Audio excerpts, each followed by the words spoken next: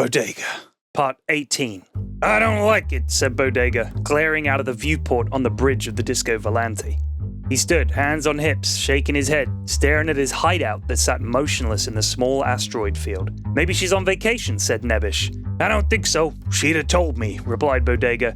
He ran his hand down one side of his face, then the other, and Nebbish thought for one moment he'd seen a tiny spark fly from Bodega's stubble. Nebbish trusted Bodega's trouble sense more than he trusted the ship's sensors. He may have been a computer nut, but he also believed that evidence spoke for itself. Bodega was never wrong. If he thought there was trouble, there was trouble. End of story.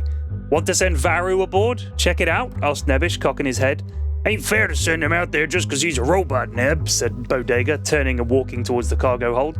He is a robot, though. Why risk a life? He ain't a robot. He's a friend of mine, said Bodega, and that's that. Fine. Wish we had a drone or something, sighed Nebbish. We'll go, called Bodega, and Rab too. And with that, Nebbish could hear him readying his lasgun. 5 minutes later, they filed out of the Gretham insertion shuttle. Rab had his gore hammer ready, Bodega his las rifle, and Nebbish his needle pistol. Reed had been needed back at corporate HQ for some big meeting, so he wasn't present, and Varu was staying behind on the Gretham. Sheila! Sheila! Called Bodega, rifle raised. Reckon she'd take off. Been away for a few weeks, man, said Rab, checking the corners of the docking port while sipping from a can of spatial brew. The base wasn't large enough to accommodate the Disco Volante, but if there was trouble, Rab was glad they hadn't put all their eggs in this one basket. Something else I'm worried about, said Bodega. Police, bristled Rab, raising his hammer slightly. I got a message from Tan a couple days ago, said Bodega. Said he'd wired me the money up front. 500 million skrells, Rab. That's the kind of money makes a friend an enemy. Where did you find Sheila anyway? Asked Nebbish. Recruitment agency. Couldn't think of anyone I knew that would want to push papers and make scoffy all day, said Bodega ruefully. Flarv, what if she's done a runner with the skrells? Asked Rab. If she did, I'll find her, said Nebbish, smiling. Let's check the office, said Bodega. They carefully moved through the cramped base, checking corners and angles, wary and ready for battle. You guys check Sheila's office. I'll check mine, said Bodega. Rab and Nebbish began turning over papers on Sheila's desk. Nebbish began checking her computer. As Bodega entered his office, he saw a note pinned to the whiteboard, a piece of paper folded in two. On the front it said Bodega, so Bodega lifted the folded flap. He heard a tiny snick sound. Behind the flap, embedded in the whiteboard, was a small green disc about the size of his palm. It had a digital readout on the front that flashed into life, displaying red numbers, 00.04. That's a bomb then, thought Bodega calmly. When everything was about to go flavy, Bodega's mind became tranquil. This was partly a gift and partly training. He'd also been in these kinds of situations so many times that he was able to assess each one with the detached nonchalance of a man mowing his lawn in his dressing gown. First things first, thought Bodega. Gotta seal this room. He glanced left and saw Rab about 5 meters away. Their eyes met for a split second, and Rab instantly knew just how flavy things were about to get. That big Tartanian lug had the instincts of a Zark-Po the ingenious leopard. Bodega slapped the big red emergency vacuum seal button, and the door between him and Rab slammed shut with a surprisingly loud hiss and a hearty clonk. 00.03. Bodega began breathing as rapidly as he could. He was getting as much oxygen into his bloodstream as possible because pretty soon he was going to have to empty his lungs, and last time he checked, 3 years ago, they still hadn't found a way to make space breathable. While he was doing this, he thumbed the wide-angle blast switch on his lasgun and turned towards the viewport at the back of the office. 00.02. This was the spare second. Some more breathing. Bodega could see a small car-sized asteroid behind the base through the viewport. He leaned backward as much as he could and raised one leg in the air like he was about to start some kind of crazy drunken marching. He raised the rifle.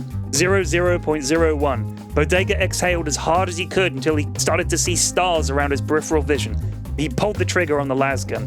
The rear of the room vanished in a blinding flash, and Bodega was blasted out into space along with everything around him. His desk, a moldy cup of coffee, paperwork, his computer, a chair.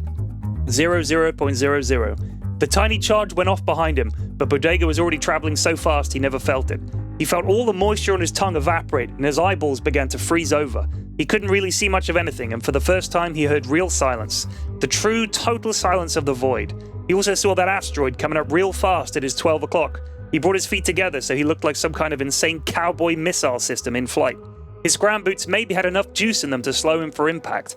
When the asteroid was scary close, he fired the boots by tapping the heels together just so. The G-force of the deceleration brought more stars to his already clouded vision, but a moment later he landed on the asteroid, a tiny plume of dust and pieces of rock erupting at his feet. He was about 5 seconds into this unwanted spacewalk, and he knew he had around 10 to 15 seconds left before he blacked out. He turned carefully to look back towards the base. One side of it was spewing gas into the void, and it listed badly, tumbling slowly so that it was about to go end over end. He could see the Disco Volante parked up around a kilometer away. He had to cross that distance soon, or he was going to die of being in space. Being in space was flarving awful. It was insanely cold, but he could also feel his skin burning badly from sunburn. His tongue was bone dry, his eyes freezing over like a windshield on a frosty morning. He was also starting to see beads of blood spill out into space, presumably from his body. Hell, he needed that red stuff inside him, he was pretty sure. Keep it together, pard, he told himself. Bending down carefully, he reached into his sock and pulled out a tiny shock charge. These things were mostly used for building entry. The blast was shaped so that a wave of force could be thrust through a wall to stun people on the other side. If he could plant the charge facing outwards, it might be able to get this little Roid moving towards the disco.